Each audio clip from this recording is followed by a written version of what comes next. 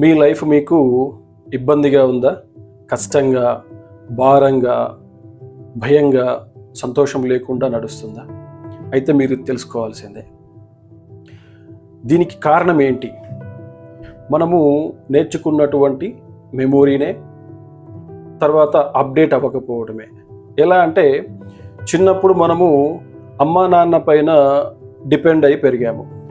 అప్పుడు మనకంటూ స్పెసిఫిక్గా ఎలాంటి కోరిక లేదు, మనం ఎలాంటి సందర్భాన్ని డీల్ చేయవలసినటువంటి అవసరము రాలేదు.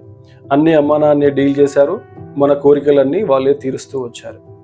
రెండవది చదువుకునేటప్పుడు కూడా మనం డిపెండెంటే. అప్పుడు కూడా అమ్మా నాన్నే మన అవసరాలన్నీ తీర్చారు, మన యొక్క ఆలోచనలకు కూడా వాళ్ళే కంప్లీట్ చేసేసారు, మన నీడ్స్ అన్ని కూడా తీర్చారు. కాబట్టి అప్పుడు కూడా మనకు భయము, బాధ అనేది చాలా తక్కువ. కానీ ఎప్పుడైతే నీ లైఫ్ స్టార్ట్ అయిందో, మ్యారేజ్ చేసుకొని ఓ జాబ్ చేయడము, పిల్లలు, సంసారం స్టార్ట్ అయిందో, అప్పుడే మన నిజమైన లైఫ్ స్టార్ట్ అయినట్టు. అట్టు కాదు, స్టార్ట్ అయింది. కాబట్టి ఇక్కడ నువ్వు చిన్నప్పటి నుంచి వెళ్ళి పోగు చేసుకున్నటువంటి ఆ మెమొరీనే, డిపెండెడ్ మెమొరీనే ఇక్కడ కూడా ఇంప్లిమెంట్ చేయడం స్టార్ట్ చేశావు. కాబట్టి ఇది ఈ ప్రాక్టికల్ లైఫ్కి ఆ డిపెండెడ్ మెమొరీ సరిపోదు, మ్యాచ్ అవ్వదు. దానివల్ల నీకు లైఫ్ నెక్స్ట్ ఏం జరుగుతుంది అనేది తెలియదు. సో కాబట్టి ఒక భయము, ఆందోళన, అసంతృప్తి అనేది స్టార్ట్ అవుతూ ఉంటుంది. మరి ఎలాగా? ఖచ్చితంగా నువ్వు ఈ ప్రాక్టికల్ లైఫ్ను యాక్సెప్ట్ చేయాలి. ఇప్పుడు నీకు వచ్చేటువంటి కష్టాన్ని ఎవరో వచ్చి తీరుస్తారు, అమ్మ నాన్నలాగా మనకు అన్నీ వస్తాయి, వాళ్ళు ఇచ్చినప్పుడు అన్నీ వస్తాయి అనుకోవడం తప్పు.